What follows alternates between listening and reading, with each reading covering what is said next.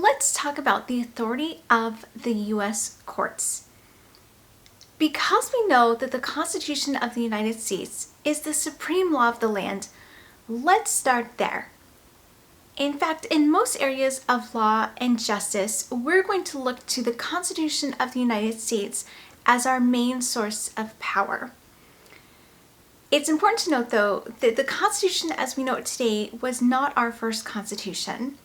The Articles of Confederation, which was adopted in 1777, was our first Constitution. And it wasn't until about 10 years later that the Constitution we know today came into being. In 1788, the Constitution of the United States included a preamble and 7 articles.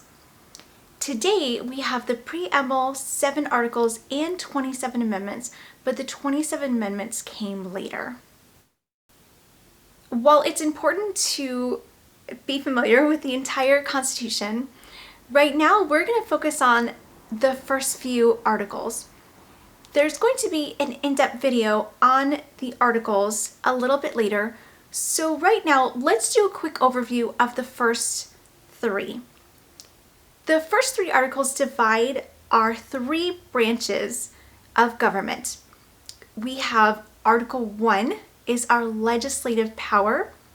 That is the power to make laws, our legislative powers. Article 2 is our executive power, which is the president and everyone that falls under him or her, and they have the power to execute laws or to enforce laws. Article 3 is the judicial branch. 3 is judicial for judges. Okay, so that is Article 1, Article 2, and Article 3. If we were to search the Constitution for the word court, it will come up 11 times. The first 10 times will be within Articles 1, 2, and 3. The 11th time comes in at the 7th Amendment. Again, that came much later.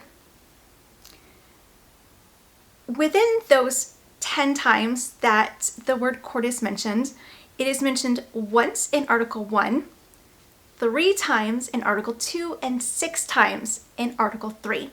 So if you did not know that Article 3 was the judicial branch, and that because judges run courts, so if you couldn't have got to the power and the authority coming from Article 3, just knowing that it was the judicial branch, if you searched the Constitution for the word court, you would hopefully end up there that way as well, because it is mentioned 6 times. 6 times in Article 3. While it is important to read the entirety of all of the articles, let's take a look at Article 3, Section 1. This is called the vesting clause. Article 3, Section 1 includes 2 sentences. We're going to focus on the first sentence, and we're going to divide the first sentence into 2 parts. The first part reads, "The judicial power of the United States shall be vested in one Supreme Court." The judicial, Article 3, power of the United States shall be vested in one Supreme Court. So where does the authority for the U.S. Supreme Court come from? It comes from Article 3, Section 1. Article 3, Section 1 gives the authority for one Supreme Court. If you're wondering, well, there are lots of Supreme Courts. You might be thinking about state courts. Remember that the Constitution discusses federal principles, right? It is the Constitution of the United States. It is a federal system. It's a federal document. It is discussing federal courts only. Federal courts only. The second part of the vesting clause says, "And in such inferior courts as Congress may from time to time ordain and establish." And in such inferior courts. What that gives us is our district court and our circuit court. The division of the federal courts and the state courts will be covered in depth in a whole nother video. But for now, let's just note that there are 3 levels of federal courts. At the bottom, you have your trial courts, which are called district courts. The next level is your appellate court, and that is a circuit court. Circuit, so district and circuit, and remember these are federal courts. And then our third at the top is going to be the Supreme Court of the United States. Okay, so we have district, circuit, and the Supreme Court of the United States. Almost every state court has a Supreme Court. Almost every state has a trial and an appellate court. That is completely different, So when looking to the Constitution of the United States, we are looking at federal courts. So we now have, in the vesting clause, in Article 3, Section 1, we have 1 federal Supreme Court, which of course is in Washington, D.C., and we have inferior courts. Okay, so who gets to set up these inferior courts, right? So if we look at the language again, it says, and in such inferior courts as Congress may from time to time ordain and establish. So that power is given to Congress. Congress consists of 2 main bodies. You have the Senate and the House of Representatives. Congress is the Senate and the House of Representatives, collectively known as Congress. Congress makes up the legislative branch. So our Article 1. Okay, and I did mention that 1 of the 10 mentions in the articles was in Article 1.